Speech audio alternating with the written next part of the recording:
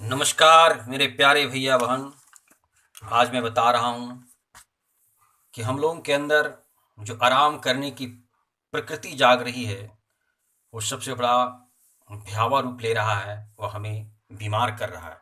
इसी के स्तंभ पर, इसी आधार पर मैं कुछ कहने जा रहा हूँ। बहुत सुख सुविधाएं भी हमारे स्वास्थ्य के लिए नुकसानदायक हो सकती है, जबकि वही कम सुख सुविधाएं स्वास्थ्य को बेहतर बनाने में सहायक हो सकती है। यही बात विश्व स्वास्थ्य संगठन की एक सर्वे की रिपोर्ट कुछ इस तरह से कहती है कि पूरी दुनिया में आराम पसंदगी यूँ पसरी हुई है कि वह हमारी सेहत पर भारी पड़ने लगी है। और इस पर भी चिंता इस बात की है कि इस मामले में भारतीय बहुत आगे हैं। वर्तमान युग मशीनीकरण का है। पहले हर कार्य के लिए हाथों का इस्तेमाल किया जाता था, जिसमें मेहनत लगती थी, पसीना बहता था। काम तो अब भी वही किया जाता है, लेकिन अब उसमें मेहनत कम लगती है, समय कम लगता है और पसीना भी कम बहता है। काम करने के ये तरीके भले ही हमारी सुविधा के लिए उपयुक्त हो और इसके माध्यम से कम समय में हमारा बहुत सारा कार्य हो जाता है, लेकिन इसका दुष्प्रभाव यह है कि इसके कारण व्यक्ति का स्वास्थ्य बुरी तरह से प्रभावित हो रहा है। मेरे प्यारे भैया बहन, पहले घर के हर कार्य घर की महिलाओं एवं अन्य सदस्यों द्वारा हाथों से किए जाते थे, जैसे आटा पीसना, मसाले पीसना, अनाज साफ करना, कपड़े धोना, खाना बनाना इत्यादि। जैसे पहले घर घर में सिलबट्टा या पत्थर की चक्की होती है, जिसको हम लोग और भी कुछ कर सकते हैं, जिससे चटनी, मसाले व आटा इत्यादि पीस ले जाते थे। लेकिन आज के समय में आटा व मसाले या तो चक्की में पिसाए जाते हैं या फिर उन्हें बना बनाया ही खरीद लिया जाता है।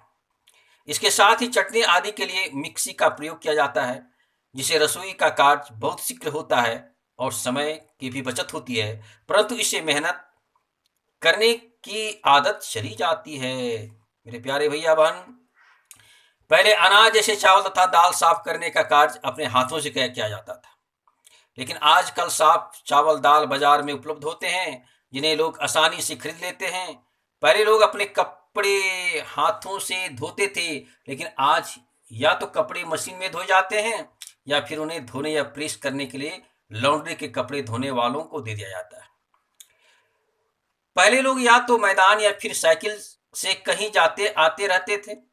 बहुत कम ही मोटर गाड़ियां का इस्तेमाल होता था, लेकिन आज कहीं भी आने जाने के लिए बाइक, ऑटो, कार, ट्रेन या प्लेन आदि का बहुत इस्तेमाल होता है, क्योंकि इसके माध्यम से कई किलोमीटर की लंबी लंबी दूरियां भी आसानी से कम समय में तय कर ली जाती है।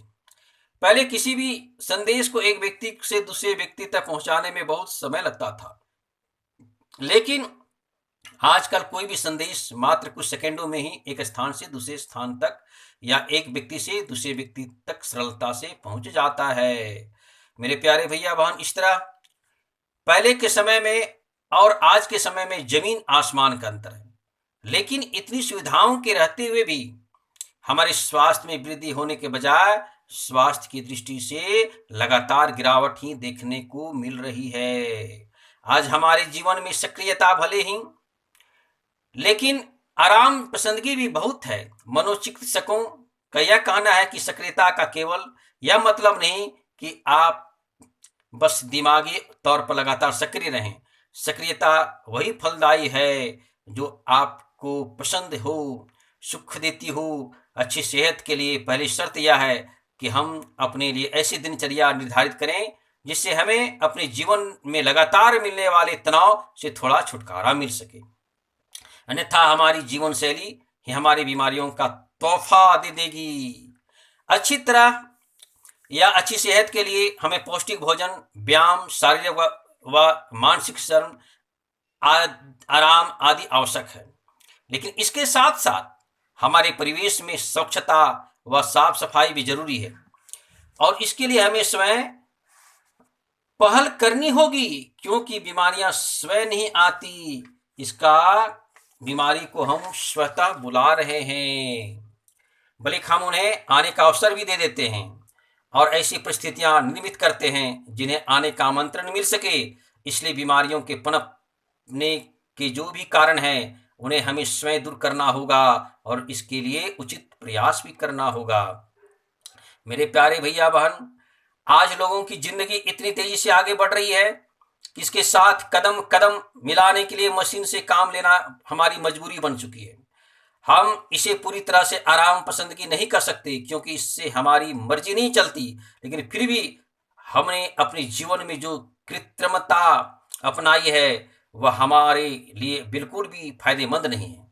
जैसे ताजी हवा का सेवन करने के बजाय घरों में एसी में रहने की आदत डालना, घर में हरियाली बढ़ाने के बजाय प्लास्टिक के फूलों व पौधों के घरों की सजावट आदि करने से हमें जो लाभ नहीं मिल पाता जो प्रकृति के सानिध्य से मिलता है। हमारे जीवन में सुख सुविधाएं तेजी से बढ़ी है तो हमारे मन का स्वाभाविक शत्रु आलस और भी तेजी से फला फूला है। और हम जानते हैं कि आलस से बढ़कर दुनिया में कोई शत्रु नहीं होता है। इस सब के कारण स्थिति यह है कि आज 135 करोड़ की आबादी में 42 करोड़ लोग इसकी चपेट में आकर बीमार हो रहे हैं। हाल ही में विश्व स्वास्थ्य संगठन के एक सर्वे के अनुसार काम करने में आलस्य करने और पर्याप्त श्रम न करने के कारण हम भारतीय लोग डायबिटीज यानी मधुमेह के मामले में पहले नंबर पर और बच्चों के मोटापे के मामले में दूसरे नंबर पर आ गए हैं। लोगों को फिट होने का ऐसा चस्का पर चढ़ा है कि घर घर में ट्रेडमिल, एक ही स्थान पर दौड़ने के लिए मशीन आ गई है, लेकिन तब भी डायबिटीज, थायराइड, एसिडिटी या फिर पथरी जैसे ऐसी कई बीमारियां आज घर की मेहमान बनती जा रही है। सेहत के मामले में महिलाओं की स्थिति पुरुषों से भी कमजोर है। विश्व स्वास्थ्य संगठन के हाल में ही हुए एक रिसर्च के अनुसार भारतीय महिलाएं भारतीय पुरुषों से कम वॉक करती हैं, यानी कम पैदल चलती हैं। आंकड़ों के मुताबिक महिलाएं दिन भर में लगभग 3684 कदम चलती है, जबकि पुरुष लगभग 4606 कदम चलते हैं। विश्व स्वास्थ्य संगठन रोजाना 5 मील अर्थात 10,000 कदम चलना जरूरी बताता है, लेकिन आधुनिक जीवन शैली में यह सबके बस की बात नहीं है। खास तौर से उन लोगों के लिए यह बिल्कुल संभव नहीं है जो दिन भर दफ्तर में बैठकर काम करते हैं। चिकित्सकों के अनुसार, माने डॉक्टरों के अनुसार, इस बारे में डरने के बजाय थोड़ा सजग रहने की जरूरत है, क्योंकि जब आप अपनी पसंद का खाना खाते हैं तो आपको कैलोरी या बर्न करने की अर्थात अनावश्यक ऊर्जा का क्षरण करने की आदत भी डालनी होगी, और इसके लिए कार पर कहीं जाने की आदत छोड़कर साइकिल या पैदल चलने का रास्ता चुनना बेहतर होगा। मेरे प्यारे भैया बहन, हमें यह याद रखना चाहिए कि जीवन शैली से जुड़ी बीमारियों में काफी हद तक मन का भी हाथ है। यदि हम फिट रहने की कोशिश करते हैं और तनाव में ले रहे हैं तो हमारे द्वारा की जाने वाली गतिविधियां या इच्छुक खुराक आदि को हमारा शरीर सहजता से स्वीकार नहीं कर पाता है। तनाव में व्यक्ति अक्सर गलत आदतों यानी नशे आदि की तनाव तरफ चला जाता है और इससे बीमारियों को हमारे जीवन में प्रवेश करने का मार्ग मिल जाता है। इसलिए हमें सचेत रहने की जरूरत है। आज के समय में यदि हम स्वस्थ रहना है तो हमें समय के साथ संतुलन बनाने की जरूरत है। इसके लिए अपने कार्यों के बीच में ही थोड़ा आसान व्यायाम, प्राणायाम आदि करना जरूरी है। मेरे प्यारे भैया बहन, ये सब हमारी सेहत को अच्छा बनाए रखने में सहायक हैं। देखा जाए तो हमारे शरीर में पहले से ही एक व्यवस्था मौजूद है जिसे हम जैविक घड़ी कर सकते हैं, लेकिन हम उस व्यवस्था को खारिज करके उस पर अपनी मर्जी थोपने के आदी हो चुके हैं और यहीं से शुरुआत होती है। हमारी अधिकांश बीमारियां इसी से फैलती है। सच्चाई यह है कि आज हम शरीर की जैविक घड़ी के बजाय सोने, जागने, खाने पीने के तरीके खुद ही तय करते हैं। स्वस्थ रहने के लिए यदि हम केवल अपने शरीर की जैविक घड़ी के अनुसार अपनी दिनचर्या तय करें और उसके अनुसार कार्य करें तो भी हमें पहले से ही ज़्यादा स्वस्थ रह सकते हैं। इस तरह मेरे प्यारे भैया, हम अपनी ही आदतों से मारे जाते हैं और अपनी ही आदतों से बीमार होते हैं। धन्यवाद। अगर आपको अच्छा लगे तो शेयर करेंगे और आगे बढ़ाएंगे।